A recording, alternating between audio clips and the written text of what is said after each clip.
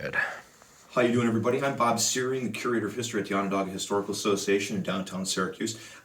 We've got our long-standing relationship with Bob Hupp and Syracuse Stage, and our team at OHA tries to come up with some sort of historic perspective that ties in to the plays that we're all lucky enough to enjoy at Syracuse Stage. And so with Talley's Folly, we thought it would be interesting and useful to sort of highlight and talk a little bit about the incredible Jewish history here in Syracuse, right? Obviously, Talley's Folly, a story of sort of star-crossed lovers, Matt Friedman and Sally Talley, which is a funny name to say now that I mention it. But that idea, as Matt sort of bears his soul to her about the murder of his family in Ukraine in the after World War I, and sort of how that shapes his life. Right? So it's, I think, really important to sort of look at what it was that so many Jewish families were fleeing in Europe, why they came to America, and really the tragedy of Matt's story in the play as juxtaposed to the incredible life and vivaciousness and success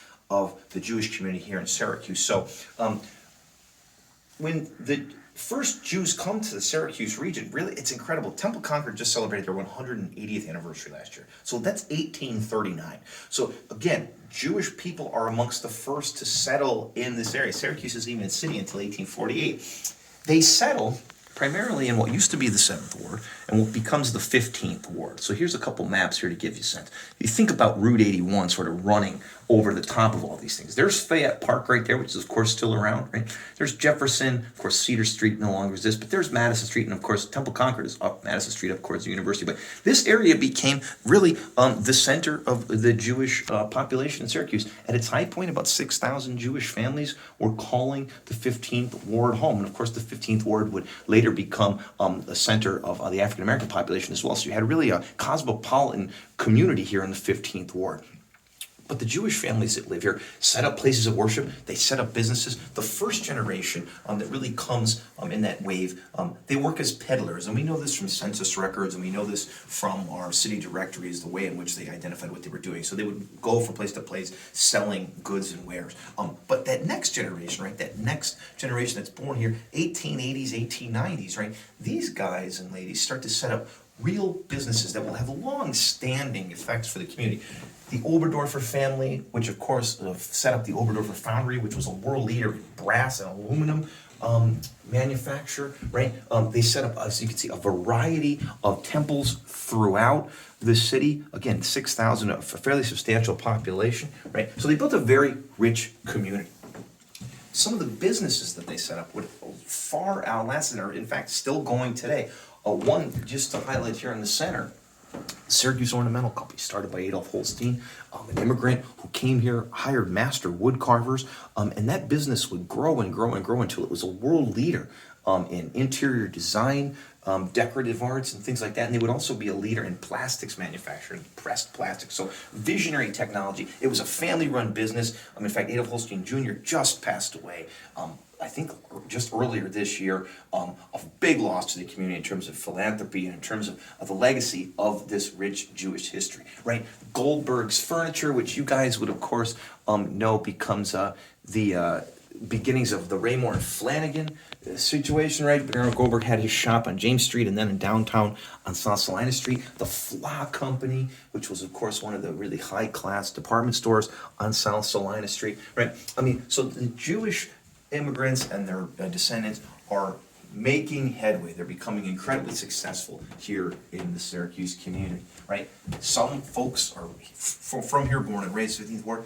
We've got another sort of rich Jewish history here, right? You've got Dolph Schayes, one of the greatest NBA players of all time, NBA champion here in Syracuse, 1954-55 Nationals team. Of course, a NBA Hall of Famer. His son, Danny, who would play for SU, also make it to the NBA. So it's not just the folks that were here. Schayes found a really welcoming Jewish community when he came to Syracuse, which is something he talked about really warmly throughout his life. But we're talking Syracuse Stage, we're talking entertainment. I think one of the coolest things about this Jewish history in Syracuse are a few of the moguls, and I don't use that word lightly, moguls of the entertainment industry that came from Syracuse.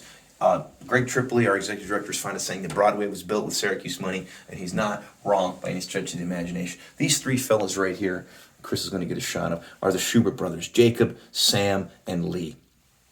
They are born in the 15th Ward, right? The three brothers, they cut their teeth in the stage industry here in the city. Syracuse had a thriving theater business. Lee and Sam both end up working at the Whiting, and eventually Sam becomes the manager, general manager of the Bastable Theater. From that, these beginnings, these fellas go to New York, and they really take on the syndicate that's down there, and in the process then set up the Broadway empire, the Schubert empire, the Schubert Theater, all the things that we as fans of stage know and love really can be traced back to these gentlemen here. Sadly, Sam dies very young, and his brothers will carry on his legacy. Sam dies in 1905 as a result of a railroad accident, but his brothers Jacob and Lee will carry on the tradition, literally building the empire, right, in New York City.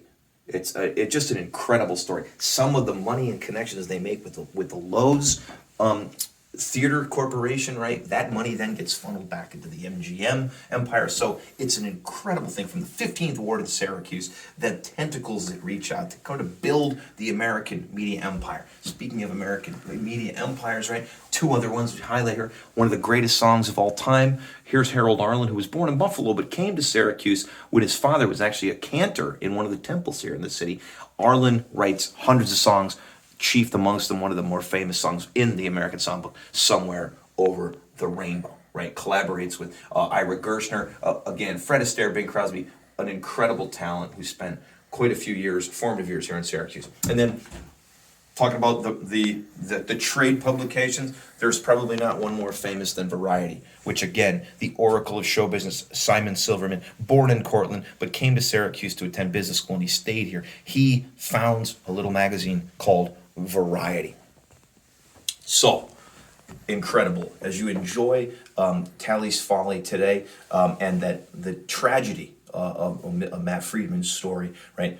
Here we can sort of juxtapose it to the amazing history of the Jewish immigrants and their descendants that came to Central New York, settled here, built families, built businesses, built a wonderful community, and in fact, that's still being felt, right? The ramifications of that are still being felt, whether it's in Broadway, whether it's in the movies, whether it's in trade press, businesses, right? The things that they built here are still with us today. I'd like to thank you for taking the time. Please come down and see us at the OHA. You can get a much more up-close and personal look at our Jewish exhibit in addition to the other exhibits we have on display. I want to thank Bob and his team at Syracuse Stage for letting us do this, and enjoy the rest of the shows this season, and we look forward to seeing you in downtown Syracuse. Thanks, everybody.